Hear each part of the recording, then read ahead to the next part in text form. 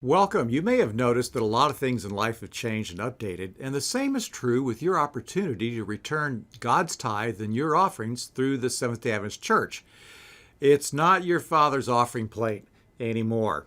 And I'm going to give you just a short little tutorial on how to use Adventist Online Giving in the Georgia-Cumberland Conference.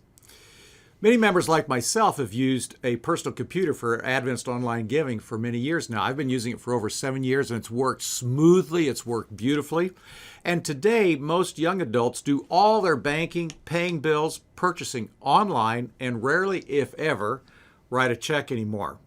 So we're going to give you a basic overview of using Adventist Online Giving in a Georgia-Cumberland Conference local church. If you've never done it before, you may be wondering, how's it done? Is it that hard? Is it easy? What are the different things that go into it? And we're going to give you an overview and then show you some of the places where some of the offerings are that you may be used to finding on the tithe envelope or wonder, how can I give to a specific offering somewhere? So first of all, you can go to this particular URL, adventistgiving.org, and look and see if your church is listed there. Now, if you do that, put your church's name, but look very carefully to make sure it's the right address, because a lot of times there are a lot of Adventist churches across the North American division that have the same name, but they're at a different address or different city. So if you notice here, I typed in my own local church, Calhoun. Now there's more than one Calhoun Seventh-day Adventist church, even in Calhoun, Georgia. But look to see if your church is there. And if your church isn't there, you can request your church to sign up right there on that Adventist Giving website or URL. So there's a form that you can fill out to request that your church sign up for Adventist Giving. If your church already has online giving, and you can go right to your church's website, or it'll show up on this URL that is put out through the NAD, you'll notice when you go to Adventist Online Giving, it'll come up a lot like your tithe envelope. And so here's the Calhoun Seventh-day Adventist Church, and you notice it looks quite a bit like our normal or most churches' tithe envelope. So the first thing you can see at the top is tithe. But look at the top right-hand corner. In the lighter gray type where the red arrow is, it says recurring donation. And we'll say donation could be tithe or offering, either one. It defaults to one-time donation, but if you wanted to set it up to where you always had your tithe or your offerings returned through online giving every month without even touching it, you could go through a recurring donation. And when you click on that recurring donation, then it'll look like this. And on the left, it'll ask you, do you want it monthly, weekly, daily, yearly, biannually, whatever, and the date, and then you can put the monthly income as it's indicated down there. So you can do it reoccurringly if you want to.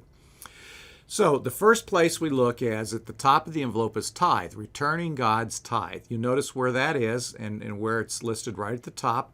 The next thing we come to on that same screen is for the local church. And so you can see your local church can actually customize this section of it. This happens to be what the Calhoun, Georgia Seventh-day Adventist Church has. But notice we have church budget, building fund, local evangelism, and some other local offerings that are listed there. So you can see that your church could have its own specific offerings within your own church budget there. Now, what's an interesting feature, at the bottom of the section for local church, there's something called More Offering Categories. And if you click on More Offering Categories, it opens up a whole box for local offerings. In the Calhoun Seventh-day Adventist Church, you can notice there's over 37 different local offerings that ranges from VBS to building fund to COBOL for the elementary school to local evangelism, all Pathfinders, all kinds of things are there that the local church can put in for local church offering. Then the next section of that main envelope is conference and union offerings. And you can see different things that are listed here. In this case, Georgia-Cumberland offerings, conference advance, Cut Springs, evangelism. And again, down at the bottom, it says more offering categories. If you click on that, it opens this box to show quite a few other conference offerings that you can select from if you wanted to. For instance, if you wanted to give to one of the many endowment funds, like the Education Endowment, Evangelism Endowment, Georgia-Cumberland Academy Endowment. They're all there. You can click on those, and then if you click on back to the envelope, it'll take you back to the front of the envelope, and you can fill in an amount for the offering that you had pop up on the front of your envelope. Toward the bottom of the first page envelope again is World Budget. And you can notice there it's World Budget and Hope for Humanity, but also it says More Offering Categories. So again, if you click there, it'll open about 7 different boxes with hundreds of different offerings you can give to. I think ADRA has the majority of them because there's an ADRA offering for just about every project in every country around the world. But you notice if you're looking for something specific like Adventist World Radio, it's there. Or if you go onto another box, you can find a General ADRA Fund or Andrews University, along with Loma Linda and several others. You can find Oakwood University. You can find the Voice of Prophecy. Even Southern Adventist University is listed in these boxes. I personally wanted to give in the Liberty and Religious Liberty offering a couple of months ago, and I found out there's Liberty Magazine and Religious Liberty is over in this section. So I could designate an offering for Religious Liberty and Liberty Magazine. There's also It Is Written, and there's the Hope Channel. They're all in this section that you can give to. So you could fill out your tithe envelope, and I've put some sample numbers in here, starting with tithe, church budget, moving through conference offering, evangelism, world budget. And you'll notice at the bottom of this envelope, it automatically tallies for you. It gives a total of what all of these things add up to that you've been putting figures in for. So what do I do next? If I've never done this before, I've put the amounts in for what I want. What do I do next? At the bottom of that first screen, it says continue. So you want to click on that little continue button. And when you do, it'll take you to a screen that looks like this. And it gives you 3 options here. You can log in if you already have an account and you would like to log into the account you've already set up with Adventist Online Giving.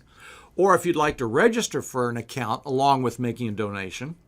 Or if you want to come in as a guest. I just want to make a quick one-time donation without creating an account. So these are the options you can select from.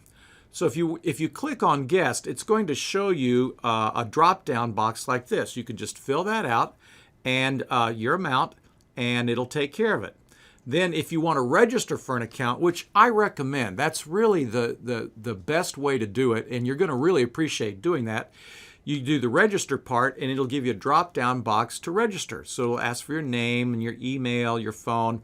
It'll ask for your postal code, and it'll have you set up a password. You set up the password. It'll give you instructions how to do that. Then you can register your bank checking account. Now, you can register a credit or debit card, or you can register your bank checking account. And I would like to recommend that you strongly consider using the bank checking account for this reason. Your church, the Adventist Church, has to pay a percentage of your gift for using the credit card. But if you do your bank account, it doesn't really cost your Adventist Church anything. Your church gets the full benefit of your offering. I have used this online tied to my bank checking account for years now, and it works great. So this drop-down box will ask you for your name, the account type, checking, savings, money market, whatever, a routing number and account number, and you can have an optional nickname if you want. But you fill that part out, and then you're back to this amount. And what you're basically able to see here is how you can pay for it, and you can come back. You don't have to re-enter your info every time you come through. So when you come back in where it says log in, then it'll show if you had it remember you, it'll show your name and your email and your password. If you didn't, you'll have to enter your email and you'll have to enter your password every time that you come in. So once you've done that, if you want to confirm your donation, you haven't donated yet, you filled it all out, it's ready to go, but to confirm it, at the bottom of that screen, there's a green box that says confirm donation. So it's giving you the total amount. You can put a little indicator there if you want a confirmation email, which I have yes on this screen. Then you would click on the green box that says confirm donation. And when you confirm your donation,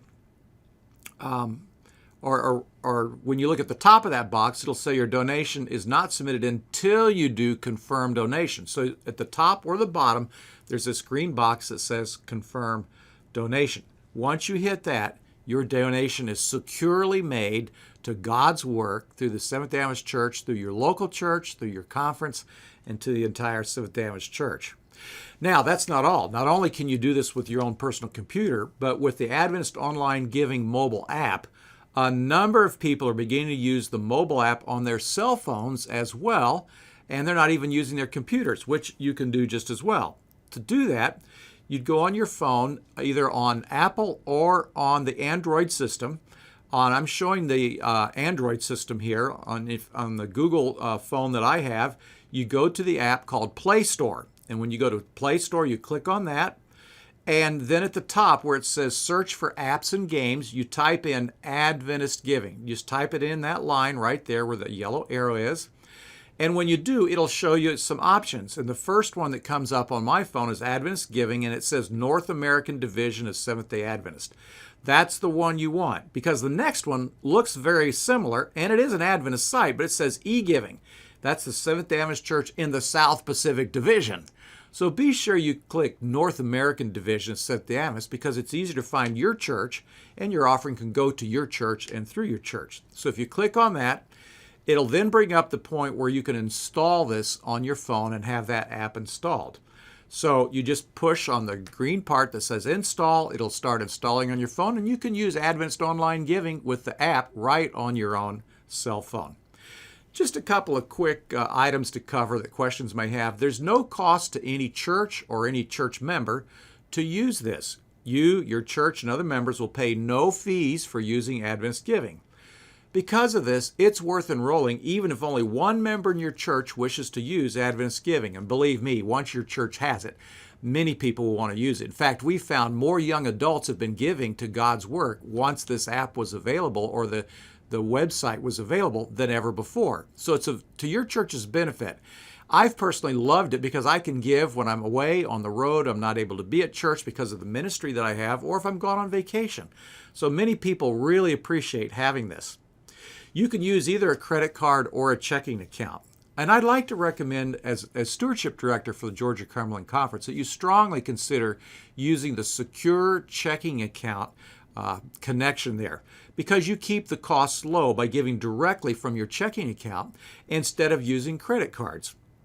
Adventist Giving's cost for each electronic check is only 16 cents, which is much less than the cost of a postage stamp. And this significantly reduces our costs. And our costs are shared by your local conference, which they have 70% of the cost, the Union 10%, the North American Division 10%, and the General Conference 10%. If you use your credit card, there will be a substantial fee that the conference and the union and the division has to pay just for credit card transactions, much like your local store or your retail merchant has to pay that. Is this secure? Some people want to know. Adventist Giving maintains the highest level of security and is monitored regularly. We recognize the sacredness of the tithe dollar, and we employ the strictest standards to protect both the tithe dollar given as well as the donor. Security is paramount. The Adventist Giving platform has never been compromised, and donors' data has never been breached. I've found that to be the case for years. I've used Adventist Online Giving, and I've never heard of anyone else having a problem with security with it. Now, if your church would like to get enrolled so that you and other members can go right through your local church, basically, for the church to enroll, to get started, the church pastor and the treasurer may complete the enrollment form and send it on to the Georgia-Cumberland Conference Treasury Office. The Adventist Giving team will let the church and treasurer know when the enrollment form is received and provide the church treasurer information about the Adventist Giving treasurer's account.